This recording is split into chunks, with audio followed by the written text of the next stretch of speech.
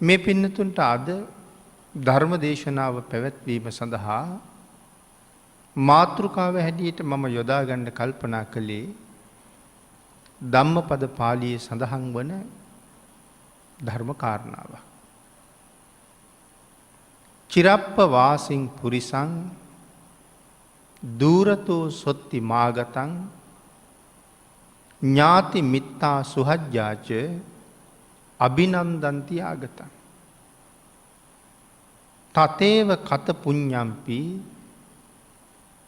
අස්මා ලෝකා පරංගතං පුඤ්ඤානි පතිගං හන්ති පියං ඥාතිව ආගතං. ගාථා රත්නයන් දෙක.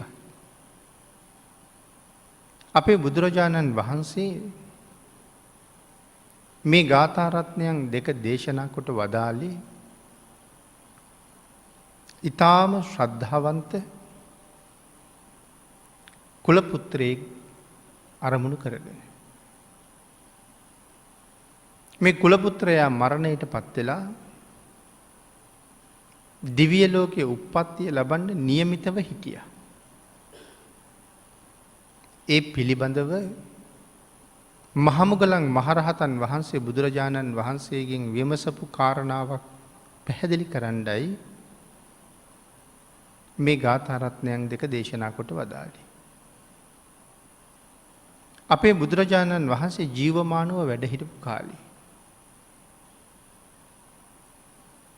ඒ කුල පුත්‍රයා බුදුරජාණන් වහන්සේ වෙනුවෙන් කුටියක් හදලා පූජා කළා. බොහෝ දම්පැන් පූජා කරපු කෙනෙක්. ආහාර පාන වශයෙන් නොයෙක් වස්ත්‍ර බෙහෙත් හේත් ආදී වශයෙන් බොහෝ දේවල් ජීවිතේ පූජා කරගත්තා. නමුත් දවසක් කල්පනා වුණා මෙච්චර දේවල් පූජා කරපු මට මේ ශාසනයේ බුදුරජාණන් වහන්සේ උගන්වා වදාලා බුද්ධ ප්‍රමුඛ මහා සංඝයා අරමුණු කරලා සංඝසතු කරලා දානයක් පූජා කරනවටත් වඩා සිව් දිගින් වඩින මහා සංඝයාට වැඩ ඉන්න ආරාමයක් හදලා පූජා කරන එක මහත්ඵලයි කියලා. නමුත් මගේ ජීවිතේ එහෙම පින්කමකුත් කරගන්න තිබුණා නම් කොච්චර වටිනවද කියන අදහසකට ඇවිල්ලා තමයි ඉසිපතනේ අපූර්ව කුටියක් සකස් කරන්නට යෙදුනේ. අන්න ඒ කුටිය බුදුරජාණන් වහන්සේට පූජා කරපු දවසේ මෙයා වෙනුවෙන් දිව්‍ය ලෝකේ විශාල දිව්‍ය මාලිගාවක් පහළ වුණා. මහමුගලන් මහරහතන් වහන්සේ දිව්‍ය ලෝකේ නිතර වඩින මහරහතන් වහන්සේ නමක්. ගිහිල්ලා දෙවියොත් එක්ක සාකච්ඡා කරලා ඒ දිව්‍ය සම්පත් ලබන්න මනුස්ස ලෝකේ ඉන්න කාලේ කරපු පින්කම් මොනවද කියලා අහලා ඇවිල්ලා මිනිස්සුන්ට කියලා දෙනවා. කියලා මිනිස්සුන්ගේ පින් කරන්න තියෙන උද්‍යෝගය වැඩි කරනවා. නිරයවල් වල තියෙන දුකත් මිනිස්සුන්ට මනාව පැහැදිලි කරලා දෙනවා. උන්වහන්සේට තිබිච්ච ඒ සුවිශේෂී හැකියාව නිසා බෞද්ධ නොවිච්ච අන්‍ය තීර්ථකව සංසාරේ අසරණ වෙවි හිටපු අය වේගෙන් බෞද්ධ වෙන්න පටන් ගත්තා. බුදුන් සරණ යන්න පටන් ගත්තා. ඉතින් ඒක අන් අයට මහලුකු හිසරදයක් වුණා. ඔය කාරණාව නිසා තමයි තීර්ථකයෝ සැලසුම් කළේ මුගලන් මහරහතන් වහන්සේ අකාලී ඝාතනය කරන්න ඕන කියලා. උන්වහන්සේගෙත් සංසාරයේ එළඹිච්ච කරුමයක් තියෙනවා. නමුත් අනිත් අය වේගෙන් බුදුන් සරණ යන නිසා මේ මහා ශ්‍රාවකයා අපේ හැම ආගමකටම විශාල හිරිහැරයක් බවට පත් වෙනවා කියලා ඒගොල්ලෝ හිතලා තිබ්බා. ඉතින් ඒ වගේ උන්වහන්සේ දෙව්ලොවත් වඩිනවා, නිරය තොරතුරුත් ගෙන හැර දක්වනවා, නිරය පිළිබඳව බය ඇති කරනවා, සුගතිය පිළිබඳව සිත පිහිටවනවා. එහෙම කටයුතු කරපු මහා ශ්‍රාවකයන් වහන්සේ නමක්.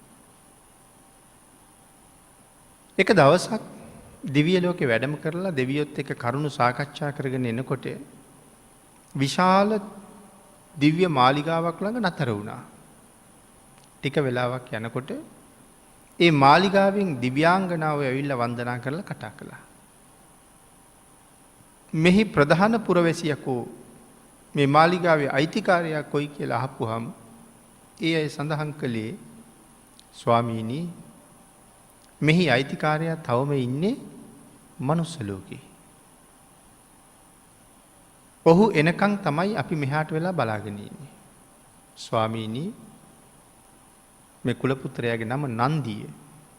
ස්වාමීනි නන්දියට ගිහිල්ලා කියන්න. නන්දිය දෙව්ලොව එනකන් අපි බලාගෙන ඉන්නවා කියලා.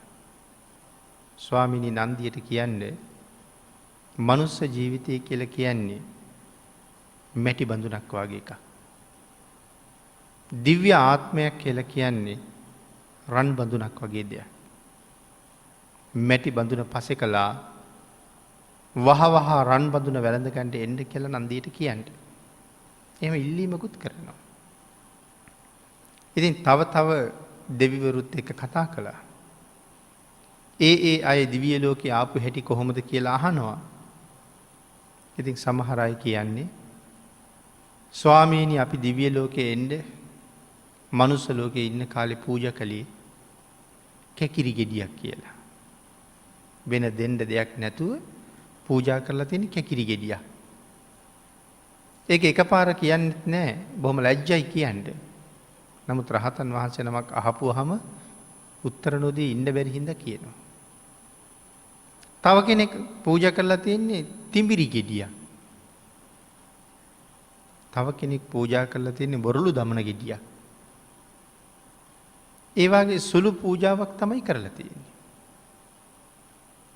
ඉතින් එතකොට සමහර වෙලාවට මේ ධර්ම කාරණාව අහගෙන ඉන්න අයට හිතෙන්න පුළුවන් එහෙනම් මෙච්චර සාංගික දන් පූජා කරලා අටපිරිකර පූජා කරලා ඉන්න අපිට තව මොකටද අමුතුවෙන් පින් කරන්න වෙන්නේ කියලා. සුගතියට යන්න.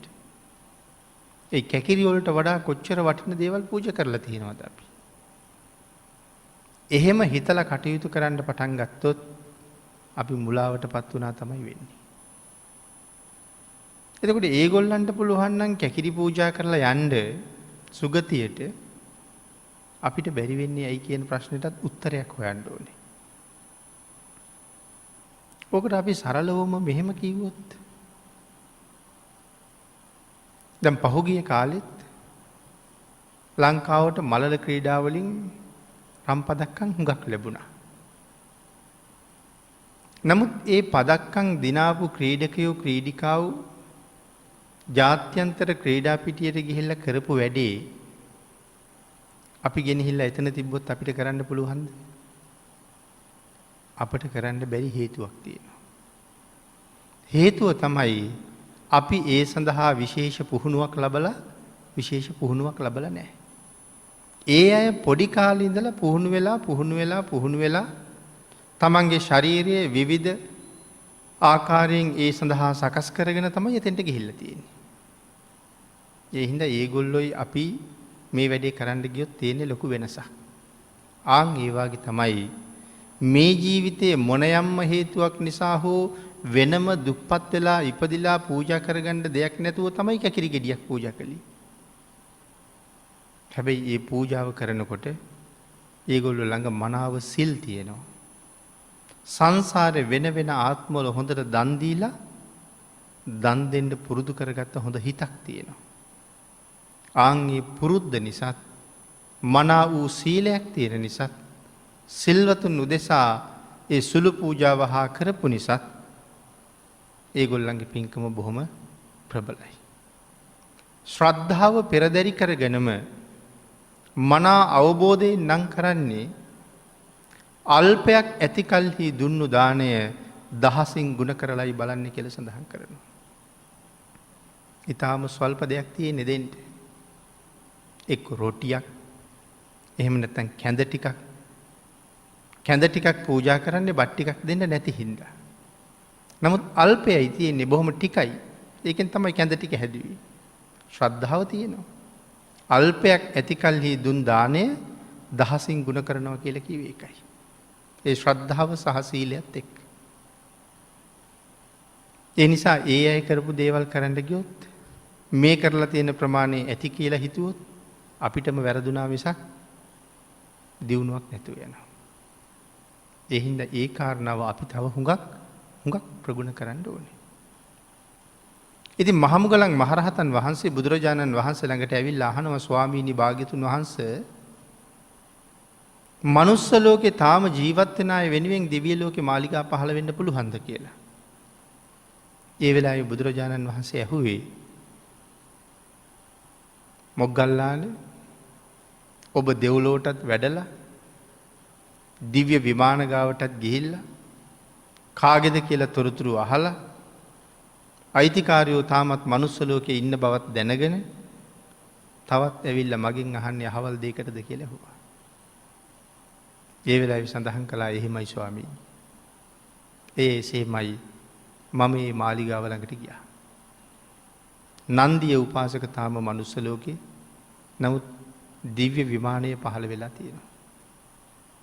ඔය කාරණාව පැහැදිලි කරන්නයි අර ගාථා රත්නයන් දෙක දේශනා කළේ. චිරප්ප වාසින් පුරිසං දූරතෝ සොත්තිමාගතං ඥාති මිත්තා සුහජ්ජාච අභිනන්දන්ති ආගතං. අපි කියමු අපේ පින්නතුන්ගේ දරුවෙක් පිටරට විශ්වවිද්‍යාලයක අධ්‍යාපනය ලබනවා කියලා. අවුරුදු 5ක් 6ක් එහෙ ගිහිල්ලා ලංකාවට ආවෙම නැහැ. ඉතින් මව්පියන්ට සහෝදරයන්ට දැන් කොච්චර දේවල් හිතෙනවද? මෙහෙන් ගියාට වඩා දැන් උස ගිහිල්ලා ඇති. මෙහෙන් ගියාට වඩා දැන් තවත් හුඟක් ලොකුයි අවුරුදු 5ක් විතර. හුඟ කාලෙකින් දැක්කේ නැහැ. දැන් ඉතින් බොහෝම බලාපොරොත්තු දල්වගෙන තමයි ඉන්නේ. එහෙ කටයුතු ඉවර කරලා ආපහු වෙනකන්. අවුරුදු 5කින් දැකලා නැහැ.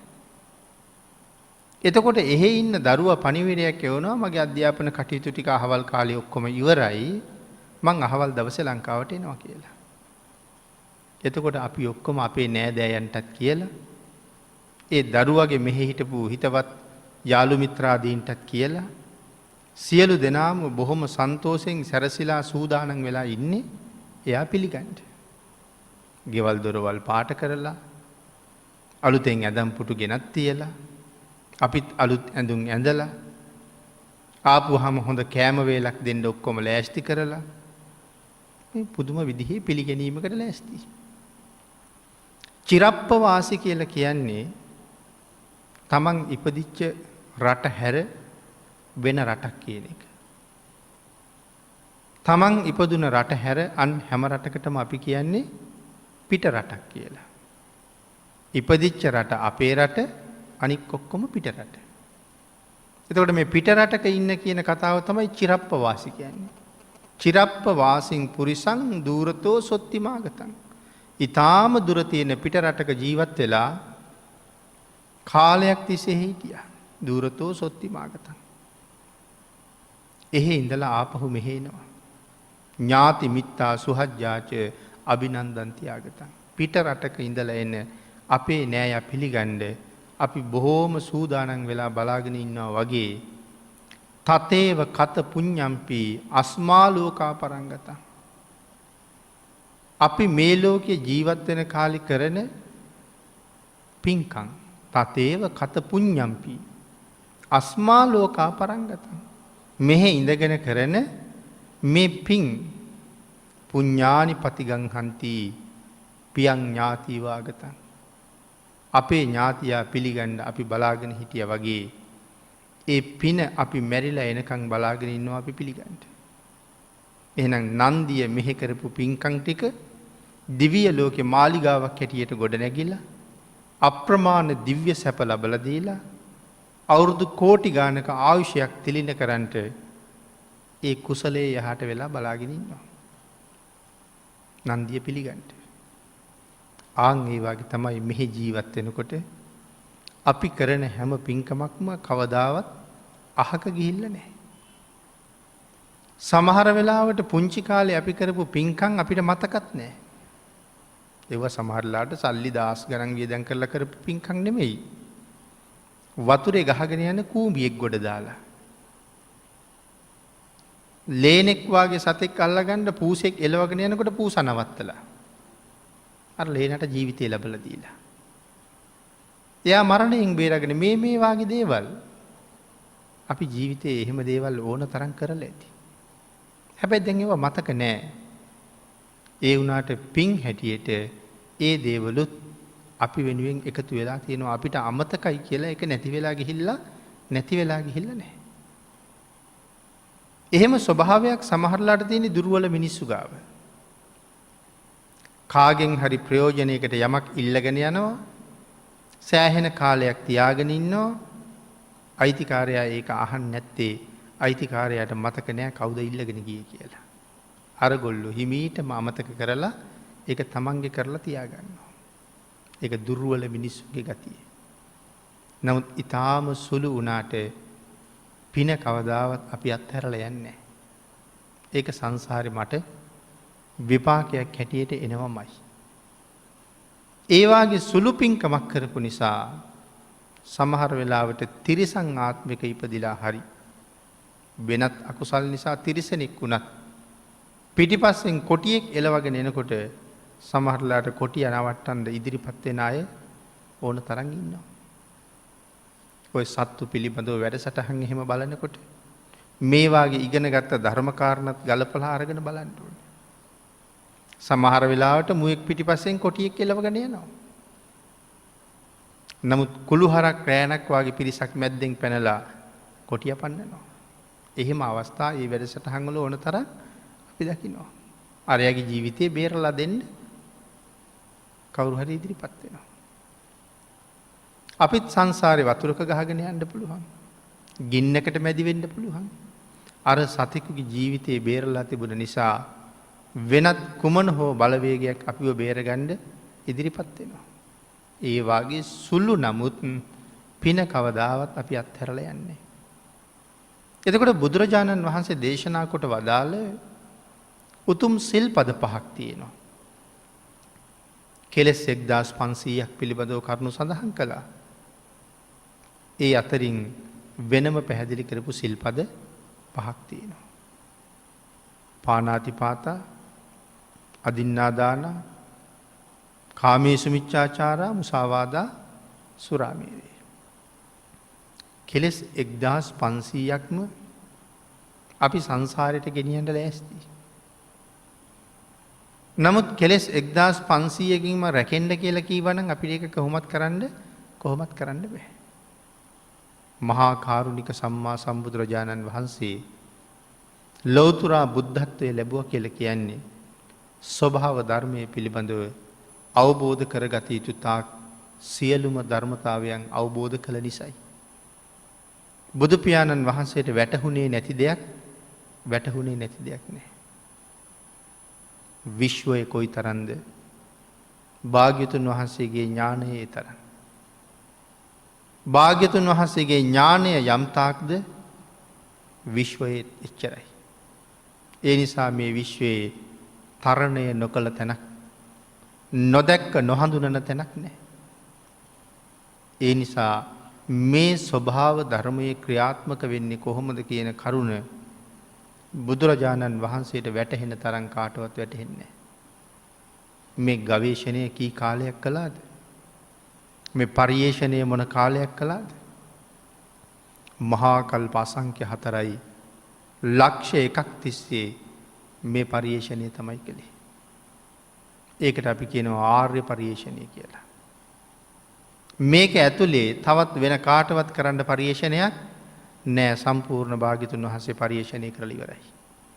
රහතන් වහන්සේ නමකටවත් බුදුරජාණන් වහන්සේට වඩා වැඩියෙන් කරුණක් හොයන්න දෙයක් ඉතුරු කරලා නැත්තේ ඒකයි. රහතන් වහන්සේට ඒක වැටහෙන්නෙත් නෑ.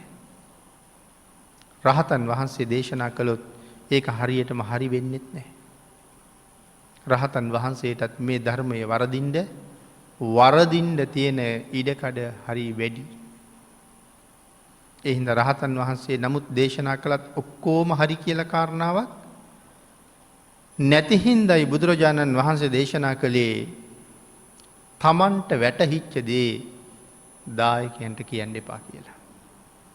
ඒක රහතන් වහන්සේටවත් අයිතියක් නෑ. තමන්ට හිතෙන දේ දායකයන්ට කියන්න එපා කිව්වා. එහෙනම් දායකයන්ට කියන්න ඕනේ මොකක්ද? දායකයන්ට කියලා දෙන්න ඕනේ බුදුරජාණන් වහන්සේට වැටහිච්ච දේ.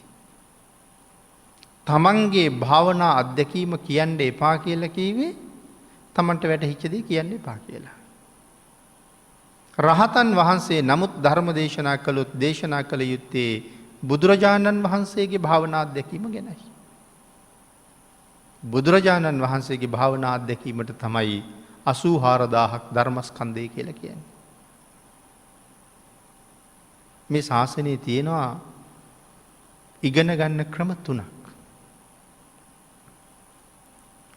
පළවෙනි එක මේ නිත්තරණ ඊතර වීම සඳහා ඉගෙන ගන්නවා. නිත්තරණ පරියප්තිය. ඊතර වීම සඳහා ඉගෙන ගන්න. අපි හැමෝම ඉගෙන ගන්න ඕනේ එතන පිහිටලා ඉඳලා. අද බණ අහනවා. හෙට සමහරලාට බණ පොතක් කියවනවා. අපි සිල් ගැන දන්නවා. අපි සිල් ආරක්ෂා කරගන්නවා. හෙට බණ පොත කියවනකොට අපි ආරක්ෂා කරන පන්සිල් ගැනම අපි දන්නවට වඩා අලුත් කරුණු ටිකක් තියෙනවා ඒකේ. එතකොට සතුටක් ඇති වෙනවා. ඒ කාරණා ටික එකතු කරගෙන අපේ සීලය තවත් ශක්තිමත් කරගන්නවා. බණ අහනකොට බණපොත් කියවනකොට සිල් ගැන නිවැරදි කරුණු හම්බ වෙනකොට ඒක ඉගෙනගෙන ඒ සීලය තව තහවුරු කරගන්නවා. සමාධිය ගැන කරුණු දැනගන්නකොට ඒ සමාධිය ගැන කරුණු දැනගෙන තව ඒක තහවුරු කරගෙන සම්පූර්ණ කරගන්නවා. විදර්ශනාව ගැන කරුණු දැනගන්නකොට විදර්ශනාව සම්පූර්ණ කරන්න මඟ දැනගන්නකොට ආන් ඒ කාරණා ඔස්සේ විදර්ශනාව සම්පූර්ණ කරනවා. එහෙනම් සිල් සම්පූර්ණ කරගෙන සමාධිය සම්පූර්ණ කරගෙන විදර්ශනාව සම්පූර්ණ කරගෙන මේ කොහාටද යන්න හදන්නේ? ඊතර වීම සඳහා නිත්තරණ පරියප්තිය. තව ක්‍රමයක් තියෙනවා බණ්ඩාගාර පරියප්තිය. මොකද මේ බණ්ඩාගාර පරියප්තිය කියලා කියන්නේ? අහන ධර්මය මනාව තහවුරු කරගෙන ධාරණය කරගන්නවා. දැනගෙන රැස් කරගන්නවා. භාණ්ඩාගාරගත කරගන්නවා. බණ්ඩාගාර පරියප්තිය. ඒ කියන්නේ රහතන් වහන්සේලාගේ ඉගෙන ගැනීම. ඒකත් මෙතෙන්ට තමයි අයිති වෙන්නේ. රහතන් වහන්සේලාත් එතකොට ඉගෙන ගත්තද? රහතන් වහන්සේලාත් ඉගෙනගෙන තියෙනවා. ඒකට ඒක උදාහරණයක් මිහිඳු මහරහතන් වහන්සේ. මිහිඳු මහරහතන් වහන්සේ කියලා කියන්නේ දීප චක්‍රවර්ති මහ රජෙක් වෙන්න හිටපු කෙනෙක්. ධර්මාශෝක මහරජුරුවන්ගෙන් පස්සේ අනිවාර්යයෙන්ම ජම්බුද්දීපේ මහරජුරුව. ජම්බුද්දීපේට රජ වුණා කියලා කියන්නේ දීප චක්‍රවර්ති. මහාන වෙන කාලේ වෙනකොටත් මහින්ද කුමාරයා ජම්බුද්දීපේ යුව රජුරුව. එතකොට මේ මිහිඳු මහරහතන් වහන්සේ කියලා කිව්වට මේ සාමාන්‍ය කෙනෙක්ද මේ පැත්තෙන් බැලුවා? ඒකාන්ත මහරජෙක්.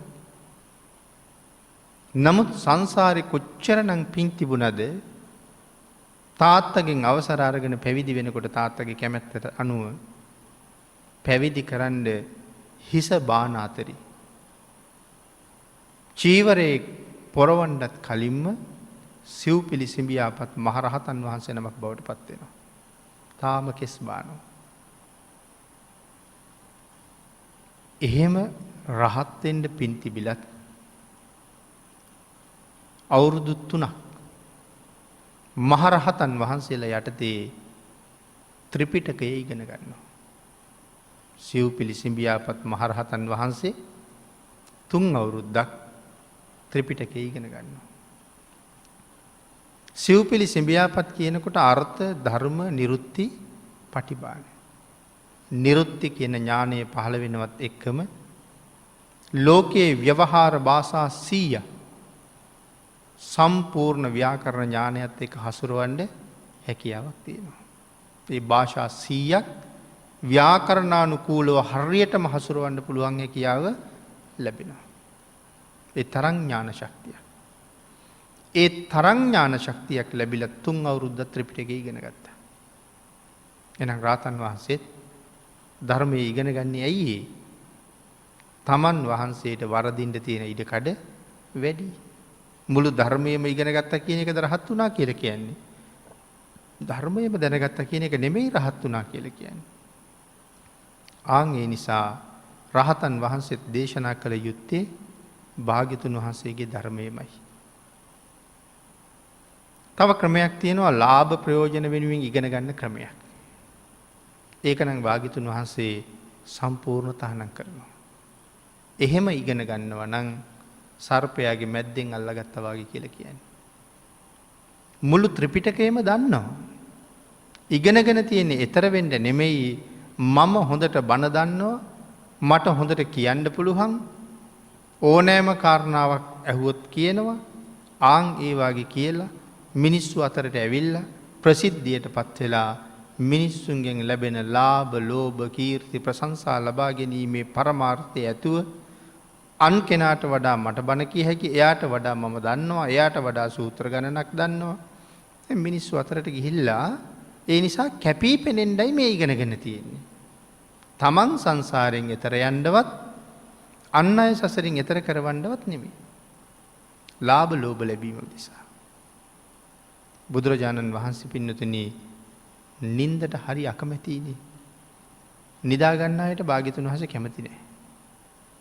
මොකද බුදුරජාණන් වහන්සේ දේශනා කළේ නින්ද කියන්නේ ජීවිතයේ වඳ බව කියලා. ඒ නින්ද ගියපු වෙලාවට අපේ ජීවිතෙන් කිසි ප්‍රයෝජනයක් නැහැනේ. නින්ද කියන්නේ ජීවිතේ වඳ බව කියලා සඳහන් කරන්නේ. නින්දට හරි අකමැති. නමුත් විවේකයක් උවමනාම නම් දවසකට පැය 4ක් නිදා ගන්න කියලා කියනවා. ඒ නිදා ගන්න කියන්නේ රාත්‍රී 10ට සැතපීලා පාන්දර 2ට නැගිටින්න කියලා.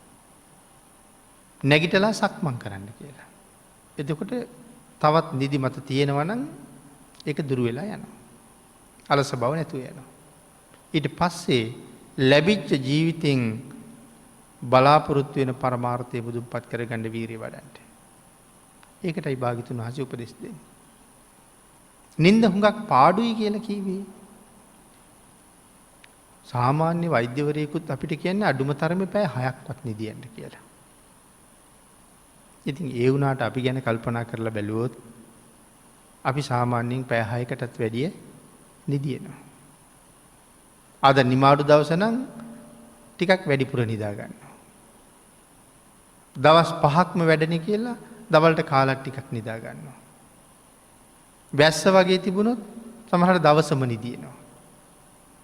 ඔහොම බලලා සාමාන්‍යයෙන් දවසකට පැය 8ක් නිදිය ඇවොත් එහෙම ඒ මිනිසයා ජීවත් වෙන්නේ අවුරුදු 60යි නම් දවසකට පැය 8ක් නිදියලා නම් අවුරුදු 60ක් වෙනකොට අවුරුදු කීයක් නිදියලා කියලාද කල්පනාව? අවුරුදු 20ක්ම නිදියලා. එතකොට 60න් 40යි ජීවත් වෙලා තියෙන්නේ. ආන් එතකොට තමයි තේරෙන්නේ නිදියපු එකේ පාඩුව. අවුරුදු 20ක් නිදියවා කියලා කියාම ඒකට පුදුමයි.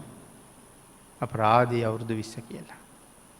හැබැයි ඒක පැය 4කට අඩු කරගත්තොත් මට තව අවුරුදු 10ක් අවදියෙන් ඉන්න තිබිලා තියෙනවා. ඒ හින්දා මේ ජීවිතේ මේ නිදියලා නැහත්ති කරන්න නෙමෙයි තියෙන්නේ. පුළුවන් තරම් ප්‍රයෝජන අරගෙන සංසාරයෙන් එතර වෙන්න වීරිය වඩන්නයි ජීවිතේ තියෙන්නේ. එතකොට නින්දට භාග්‍යතුන් වහන්සේ කැමති නෑ. නමුත් අර ලාභ ලෝභ වෙනුවෙන් ධර්මයේ ඉගෙන ගන්නවට වඩා ධර්මයේ දේශනා කරනවට වඩා නිදා ගන්න එක සැපයි කියලා දේශනා කරනවා. ඇයි අර එහෙම ඉගෙනගෙන යන්නෙම නිරේට. ඊට වඩා නිදාගෙන ඉන්න එක හොඳයි. පව් රැස් වෙන්නේ නැහැ. Tamanට පාඩුයි මිසක් පව් නෑ. ආන් ඒ හින්දා ඒ තුන්වෙනි ක්‍රමයට ඉගෙන ගන්න එපාම කියනවා. ලාභ ලෝභ වෙනුවෙන් ධර්මයේ ඉගෙන ගන්නවත් දේශනා කරන්නවත් එපා. අනුකම්පාව වෙනුවෙන් සසරින් එතර කරවීම උදෙසාත් තමන්ගේ එතර වීම උදෙසාත් ධර්මයේ දැනගන්න දේශනා කරන්න කියන එකයි භාග්‍යතුන් වහන්සේ දේශනා කරන්නේ. ඉතින් එතකොට මේ නිර්මල ධර්ම රත්නය ලෝක සත්වයා සුවපත් කරනවා වගේම තමනුත් සුවපත් කරනවා. අපි මෙතෙන්ට ආවේ අපි කරගන්න පින අපි ආරක්ෂා කරනවා පිළිගන්න බලාගෙන ඉන්නවා කියලා කියන්නේ. එහෙනම් කෙලෙස් 1500ක්. මහා කරුණික භාග්‍යතුන් වහන්සේ අපිට මේකෙන් කාරණා පහක් තෝරලා අරගෙන කිව්වා මෙන්න මේ කාරණා පහ හොඳට රැකගන්න. ස්වභාව ධර්මයේ පිළිබඳව පරිේශණය කරලා ස්වභාව ධර්මයගේ තියෙන දැඩි නීති පහක් තමයි මේ අරන් තියෙන්නේ. මේ නීති පහ උල්ලංඝනය කෙරුවොත් ගැලවෙන්න ක්‍රමයක් ඇත්තෙම නැහැ. අපි පාරේ යනකොටත් එහෙමයි. සුදු ඉර කපලා යනවට වඩා කහ ඉරෙන් ඉස්සර කරන එක හරි බරපතලයි. එතකොට සාමාන්‍ය දේවලුත් තියෙනවා. හැබැයි පන්සිල් පදයක් කඩනවා කියන එකකින් ගැලවෙන්න බෑ කිව්වා. ඒක මහා බර සිල්පදයක්. ඒ නිසා එයින් 4කට කිව්වා කර්මපත කියලා. කර්මපත 4ක්. මැරෙන වෙලාවේ මතක් වුණොත් නිරේ උපද්දවනවා. බේරන්න කෙනෙක් නම් බේරන්න කෙනෙක් නැහැ. 5 වෙනි එකට කෙලින්ම ඍජුවම කර්මපතයක් කියලා කිව්වේ නැහැ. නමුත් 5 වෙනි එක කර්මපතයක් වෙන වෙනම ක්‍රමයක් තියෙනවා. සුරාපානය කරලා පාඩු Tamanටනේ. මම සුරාපානය කළා කියලා අනික් එක්කෙනාට පාඩු නෑ. එයාගේ සල්ලි වේදන් වෙලත් නෑ. එයාගේ ඇඟ දුර්වල වෙලත් නෑ. එයාට ලෙඩ හැදිලත් නෑ. ඔක්කොම බලපාන්නේ මට. ඒ හින්දා අන් අයට කරදරයක් වෙලා නෑ. දැන් අපිට මෙහෙම සිහියෙන් ඉන්නකොටත් අපි යතින් බොරු කියවෙනවා හරියට. කොච්චර පන්සිල් ගත්තත් යාළුවෝ එකතු වෙච්චාම හරි පිරිස එකතු වුණාම හරි දරුවෝ නලවන්න ගියාම හරි විහිළුවකට හරි බොරුවක් කියනවා. එතකොට සිහි නෑ. විහිළුවට කිව්වත් සිල්පදේ කැඩෙනවා. නිකම්ම සිහි නැතුව විහිළුවටම ගිහිල්ලා ශික්ෂාපදේ කැඩිලා සෑහෙන්න. මෙහෙම ඉඳගෙනත් සිහි නැතිකොට මත් වෙලා ඉන්නකොට කොහොමත් සිහි නෑ. ඒ හින්දා මත් වෙච්ච පුජ්‍යලයා අතින් අර සිල්පද 4ම කැඩෙනවා. එයාට කොහොමත් සිහි නෑනේ. ඒ හින්දා ඒක කර්මපතයක් බවට පත් වෙන ක්‍රමයක් තියෙනවා. ඒක තමයි ඒ ක්‍රමය. ඒකයි භාග්‍යතුන් වහන්සේ මේ පහම පෙන්වුවේ. මේ පහ කරගන්න එපා.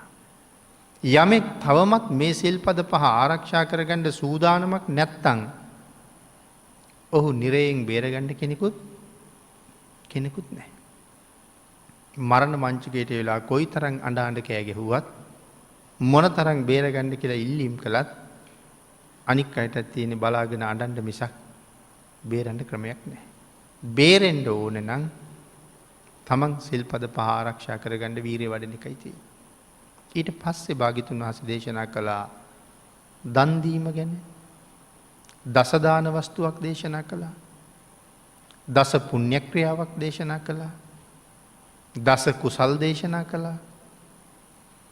යමෙක් මේ දේවල් ජීවිතේ පෝෂණය කරගත්තාම අපි මැරිලා ඊළඟ භවයේ සුගතියක් ලැබෙනවා. ඒ සුගතියේදී අඩුපාඩු නෑ මොකවත්. අපි සංසාරේ දීපු හැටියට අඩු නැතුව ලැබෙනවා. සීලය උපදින තැන වෙනස් කරනවා. දානය ඉපදුනාට පස්සේ ලැබෙන්නේ මොනවද කියලා තීරණය කරනවා. කොහොම ශරීර වර්ණයක් ලැබෙන්න ඕනේද? කොයි වාගේ පෙනුමක් ලැබෙන්න ඕනේද? කොයි විදිහේ අංගපසංග ලැබෙන්න ඕනේද? කොහොම නිරෝගී බව ලැබෙන්න ඕනේද? මොන විදිහේ කැම බීම ලැබෙන්න ඕනේද? කොයි විදිහේ ඇඳුම් පැළඳුම් හම්බෙන්න ඕනේද? මොන විදිහේ ගෙවල් ලැබෙන්න ඕනේද? කොයි ආකාරයෙන් යාන වාහන ලැබෙන්න ඕනේද? කොහොම අධ්‍යාපනය දියුණු වෙන්න ඕනේද? දක්ෂ බව කොහොම ඇති වෙන්න ඕනේද? මේ ඔක්කොම අපට තීරණය කරලා දෙන්නේ කවුද? මේ සංසාරේ පෙර භවවල අපි කරගත්ත කුසල්. ඒකට තමයි දස දාන වස්තුවක් දේශනා කළේ. මේ 10ම සම්පූර්ණ කරගන්නයි දේශනා කරලා තියෙන්නේ. විටින් විට